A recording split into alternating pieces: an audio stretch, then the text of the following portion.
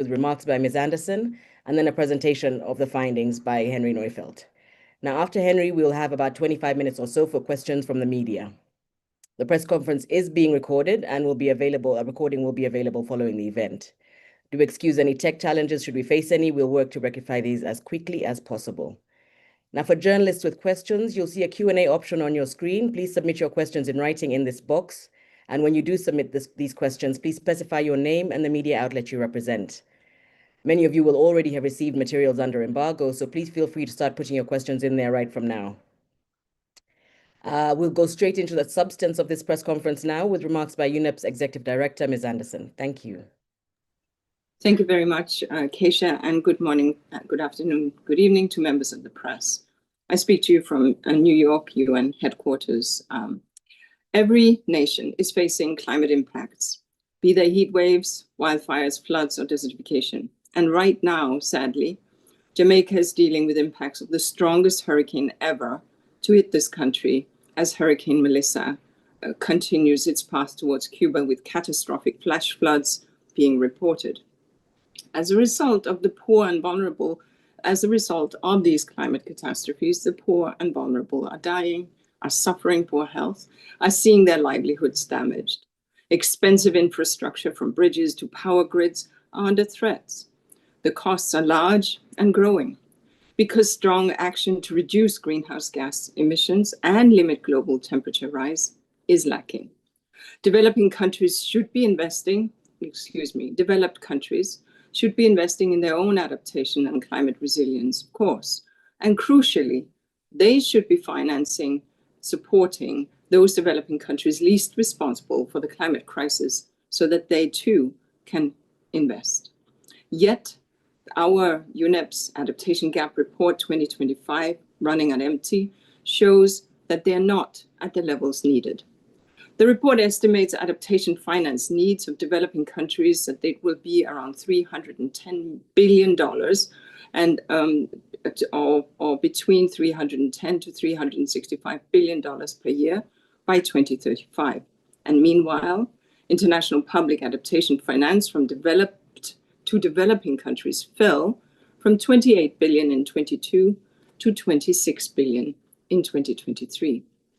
Now, in line with global adaptation finance goal, the Adaptation Gap Report tracks finance from developed country contributions to developing countries. In contrast, and we take note of this, of course, the recent Joint Multilateral Development Bank report shows an increase in adaptation finance, as this report also includes developing country contribution to multilateral development banks as non-flow instruments. One thing that is clear is that unless things turn around, the Glasgow Climate Pact goal to finance adaptation in developing countries to the tune of $40 billion per year by 2025 will not be reached.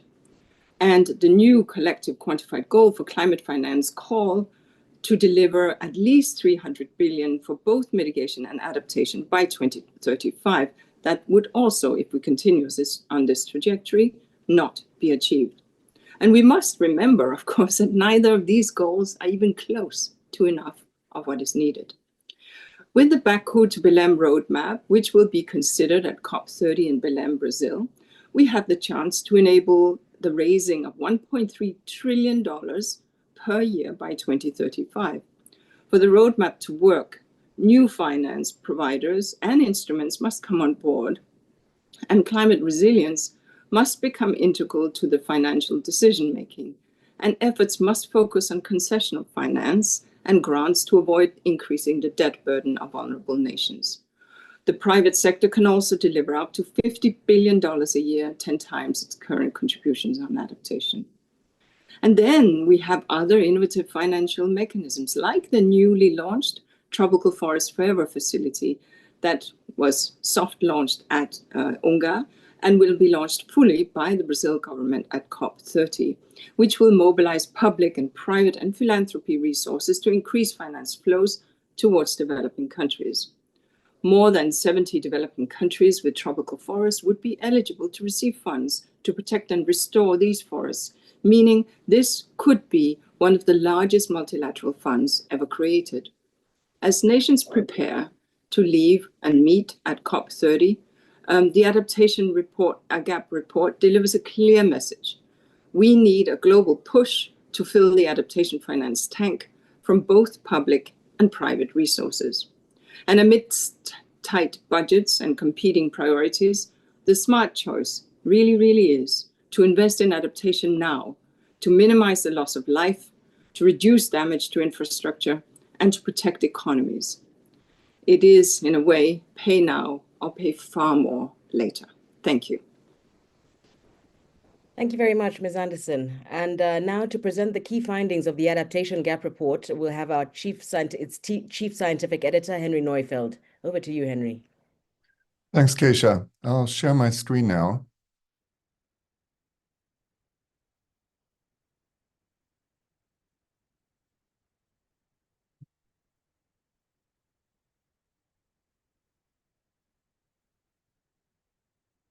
Can you see my screen? Yes. Thank you very much for giving me the opportunity to present the key findings of the Adaptation Gap Report 2025, running on empty.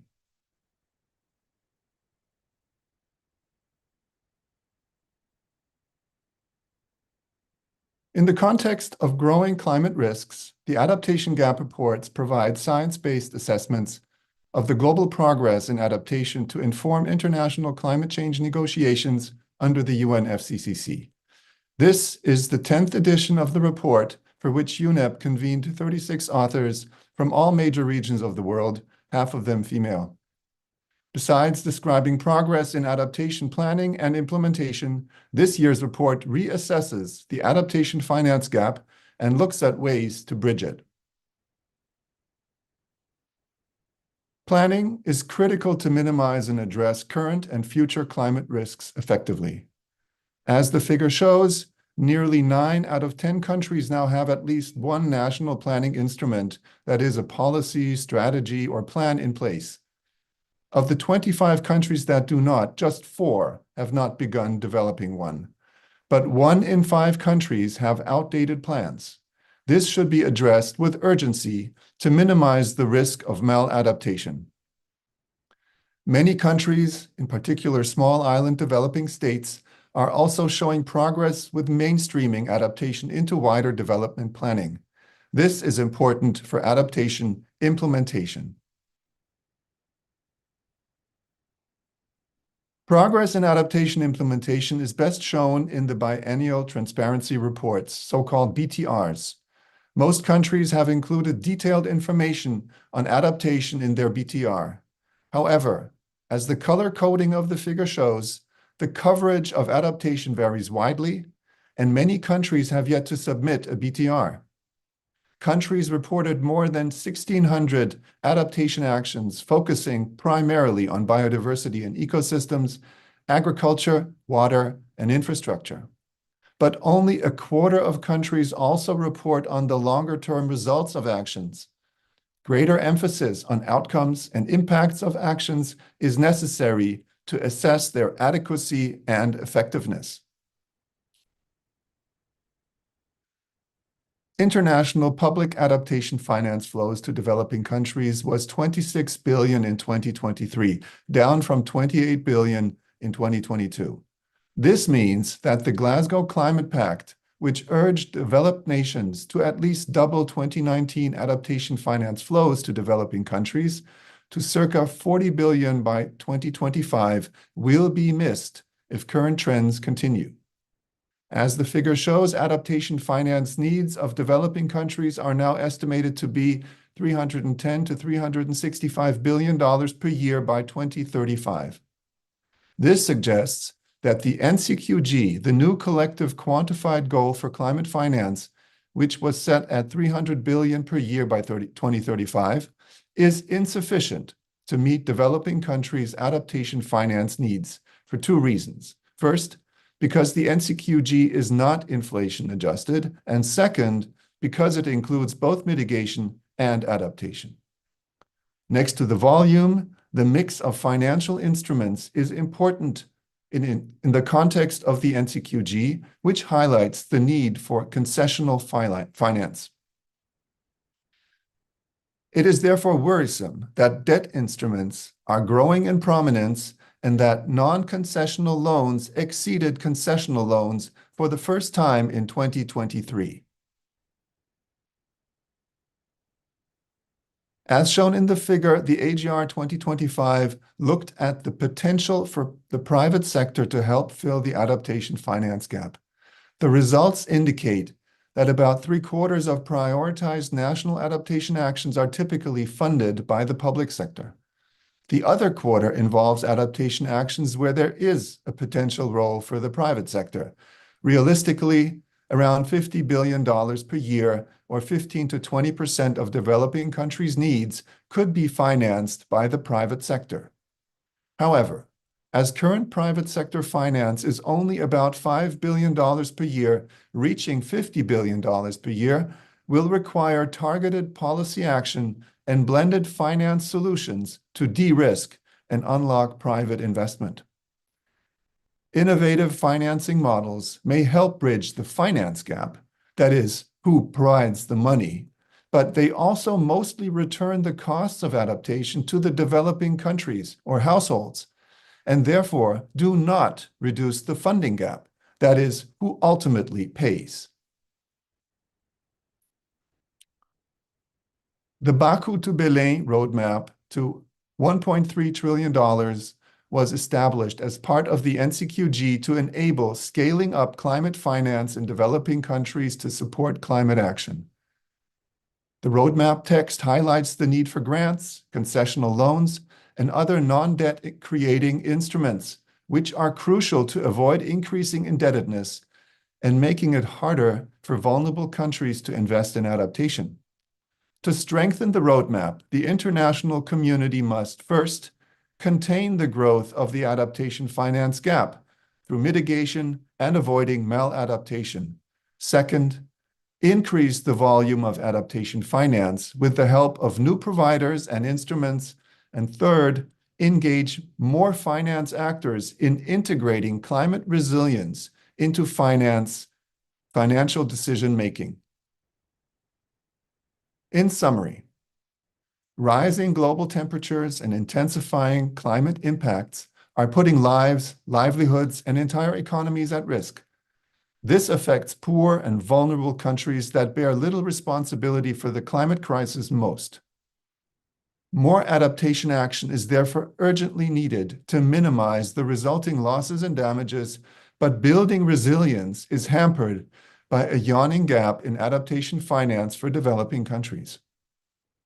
The Baku to Belém roadmap to 1.3 trillion can guide scaling up climate finance without enhancing vulnerabilities of developing nations, but nothing less than a global collective effort, a mutirão global, as called for by the Brazilian COP30 presidency, is needed to bridge the adaptation finance gap and accelerate climate action, with both public and private finance having to step up.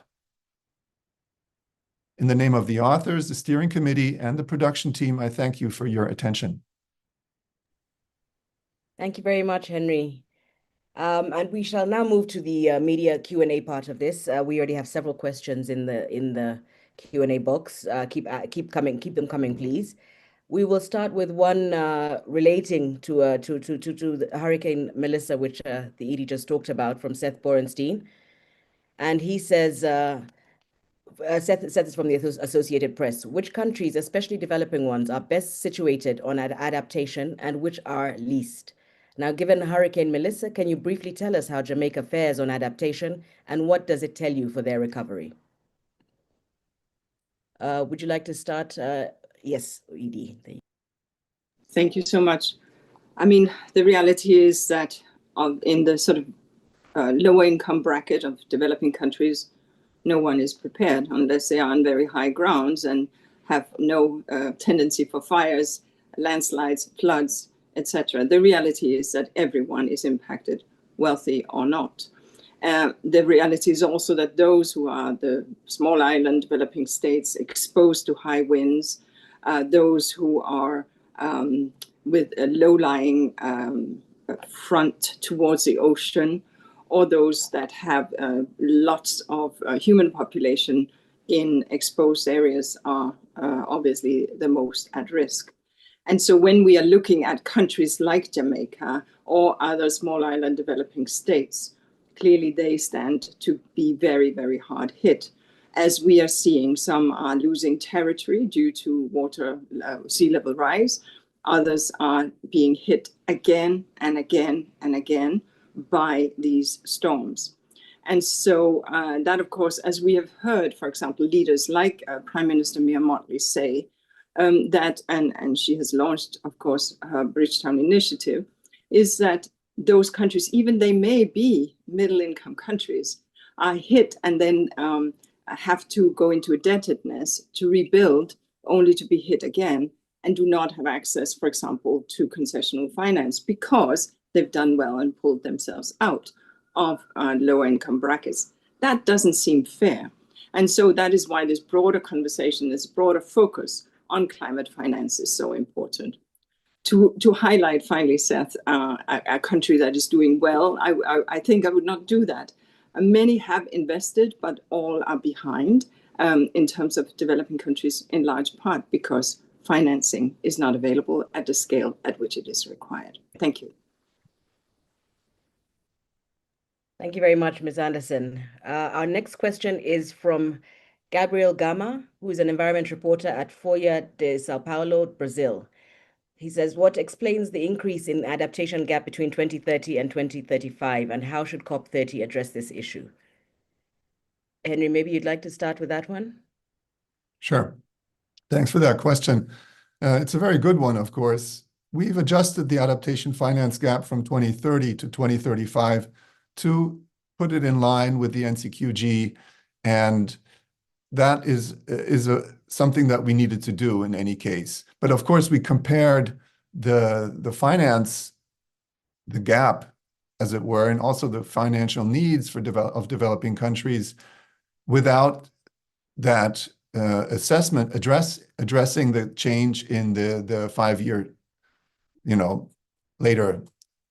So what we can say is that the change in the timeline doesn't really make a big difference. What we see is that using more sophisticated climate cost modeling, including more sectors, and an updated impact assessment and damage cost function approach, CMIP 6 versus CMIP 5, make the major changes. And then there is also a slight change through inflation, but really the difference is not because we're extending the timeline.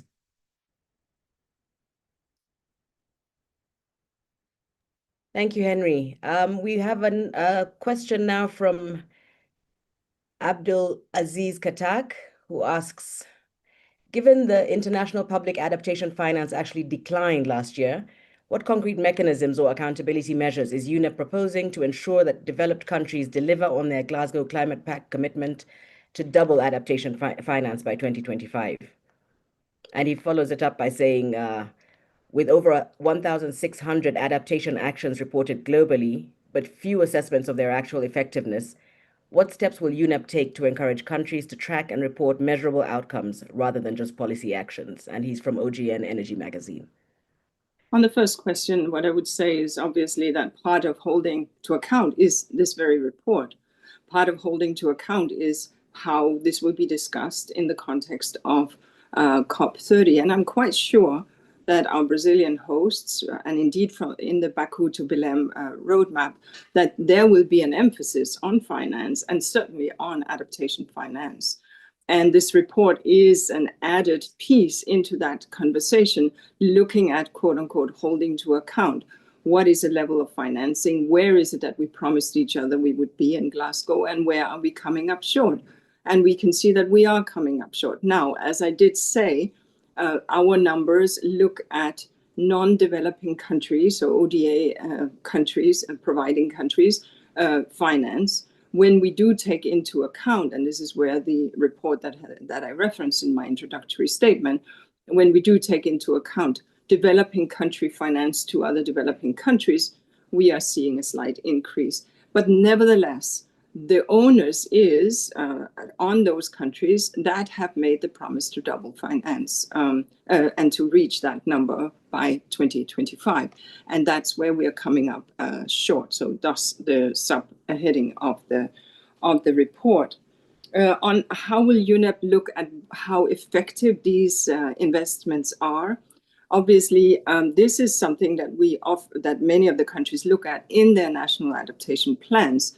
When we look, and we are privileged together with our friends in other UN agencies, including our friends at UNDP, to support many countries in their national adaptation plans, where precisely these things are invested in. But do recall, please, that planting a coastal forest to break the wind, or moving a low-lying community from a flood-prone area to another, or hardwiring your infrastructure in such a way that it can withstand storms or floods, that is not done in a year or two. That is done over decades. The trees need to grow, the mangroves need to be strong and able to withstand. This is not turned around on a dime, which is why, as we are procrastinating on mitigation, it is critical that we make available the finance so that countries can withstand these landslides, these fires, these floods, and these inundations. And that is why we will continue to emphasize, of course, financing for adaptation.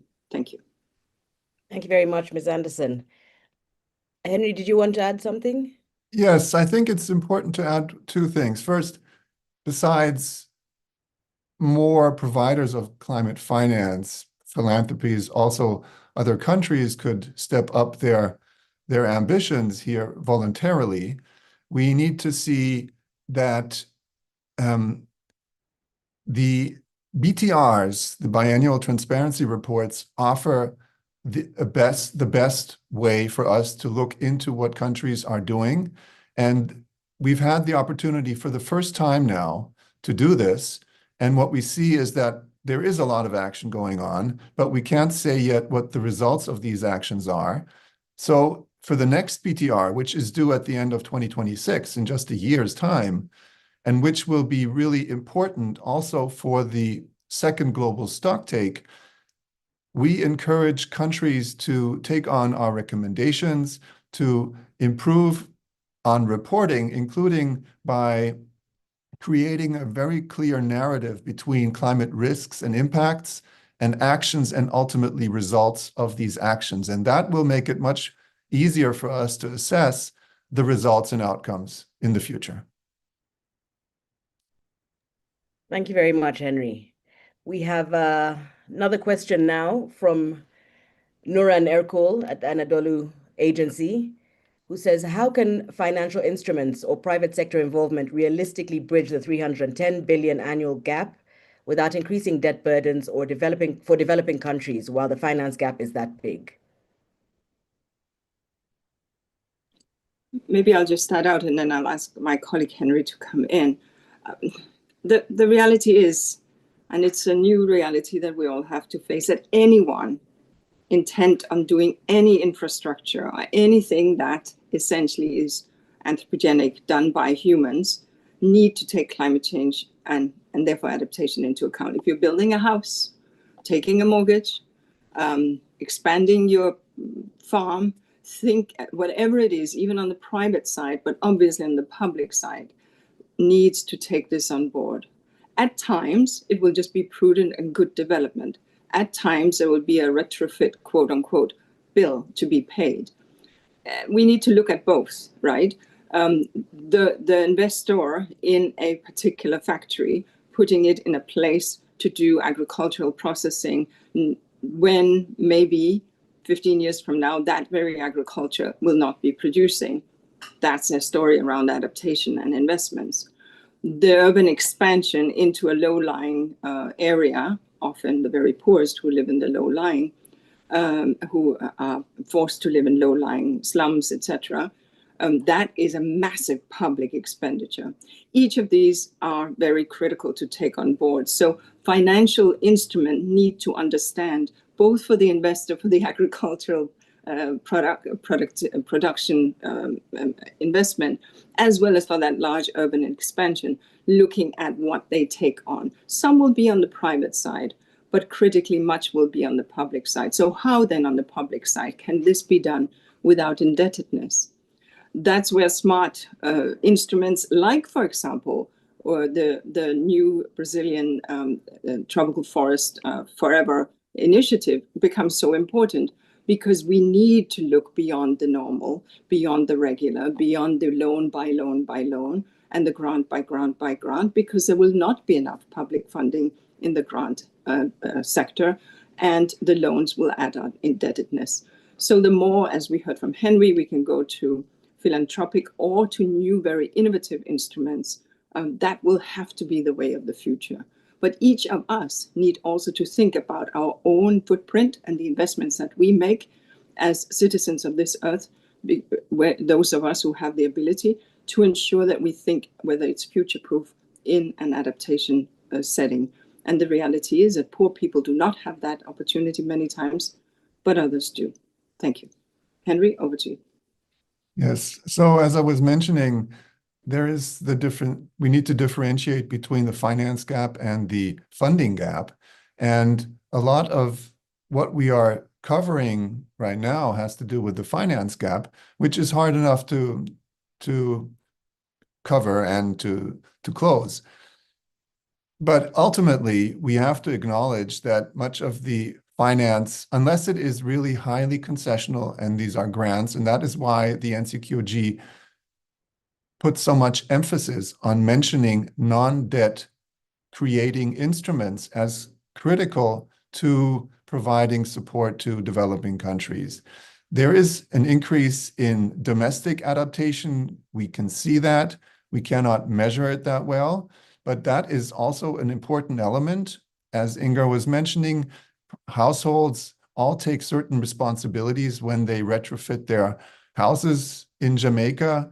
After this hurricane, the residents, hopefully with support from the the developed countries, will rebuild, and hopefully will rebuild better in the sense that the next storm doesn't cause as much damage. And luckily, there hasn't been that much losses in terms of lives so far, at least we can see from Jamaica. We have to see that in the future, of course. And there are new instruments that we need to invest in, bonds, we need to invest in guarantees. All these things can be created in ways that do not create debt for those most vulnerable countries. And lastly, as Inger said, much of the adaptation finance need has to be covered by the public sector. The private sector can come in and provide the finance for that, but it ultimately is underwritten by the public sector. The private sector can come in even when the returns on investment aren't that good, and the public sector then de-risks the private sector investments to enable them to engage in adaptation. Thank you very much, Henry. We have a question now from Rachel Dobbs from The Economist, who says, if the 100 indicators of progress towards the global goal on adaptation are adopted at COP30, what benefits or pitfalls do you expect to come from that? Perhaps one for you, Henry? Yes. Thanks for that question. We haven't looked at the indicators yet. We know that they've been agreed by the experts and will be deliberated at COP30 in Berlin. Hopefully, there will be an agreement on them. These 100 indicators will help countries report towards the UAE Framework for Global Climate Resilience, which was established in order to measure and track progress towards the global goal on adaptation. And that is ultimately where we're heading. With these indicators, we will have ways of measuring how much, in which ways countries are progressing towards this very vague global goal on adaptation. And it depends on how these indicators are designed, whether or not that will be useful. I think there's going to be, it's going to certainly help us understand where countries are going, and it will certainly help us understand better whether adaptation actions are adequate and effective.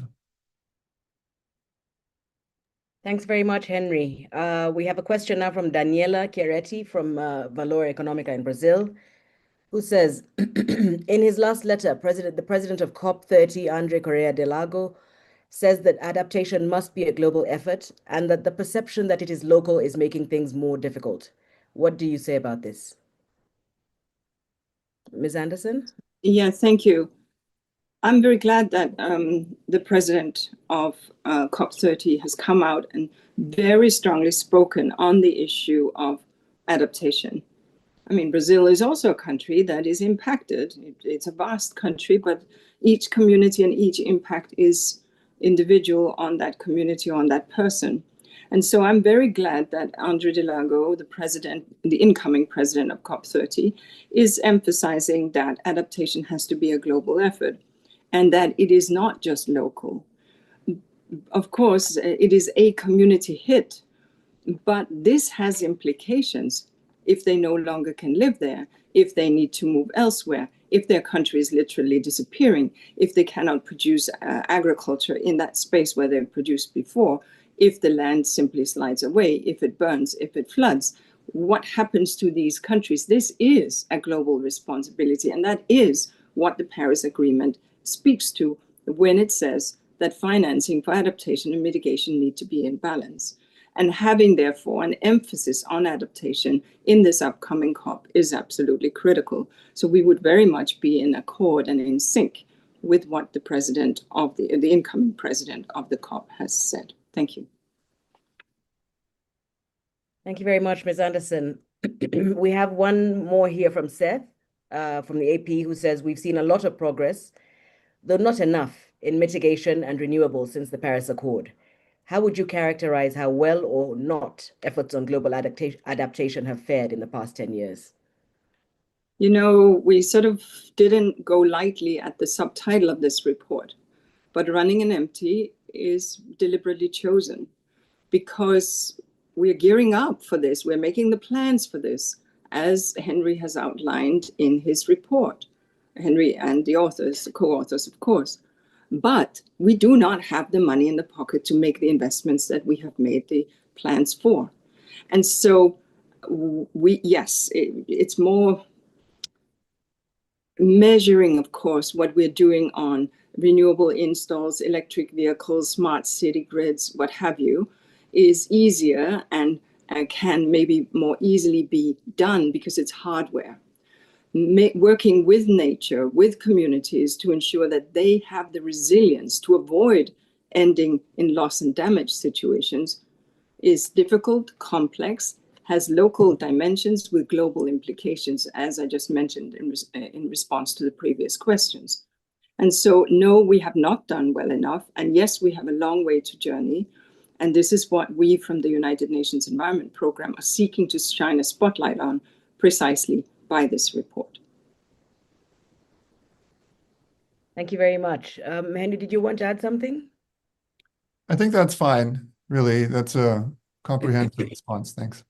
Great. All right. We have one one more question in the Q&A box, and this is from Sandy Dauphin from Radio France, who says, can you give us a few examples of types of adaptation programs that need funding and some examples of maladaptation, please?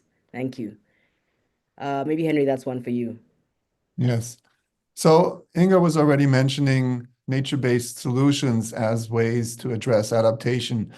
Smart irrigation systems powered by solar energy is another way of addressing this. And then, of course, early warning systems, climate information systems are critical to removing lives and livelihoods out of harm's way. People who know about coming climate hazards, climate shocks impacting them will be able to move out of that way, exposing themselves less. And at the same time, we also need to address the underlying causes of vulnerability, which have very much to do with development, healthcare, education, and water, sanitation, etc. These are critical elements that increase people's resilience to all sorts of shocks, including to climate shocks.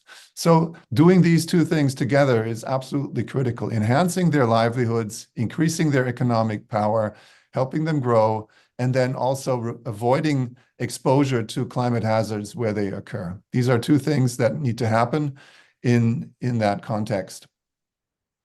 And we're seeing promising efforts towards that way. Great, thank you so much. So we have none in the Q&A box, but we had a couple of questions that came in ahead of the launch. So I'll just go through those quickly. The first one is from Emmanuel Makundi from RFE, who says, what specific mechanisms and policy frameworks does UNEP recommend to mobilize and align private sector finance with national adaptation priorities, especially in vulnerable regions like sub-Saharan Africa? Well, thank you. I'll just say that, you know, and Henry has responded really well, you know, much of this will have to be on the public purse. How can we then ensure that the public purse is not getting deeper into indebtedness? This is where smart financing will have to come in with smart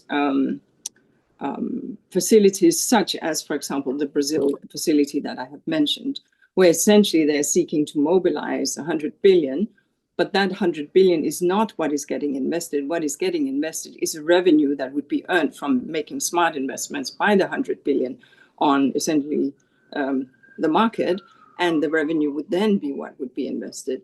That would enable a continuous flow of resources from the initial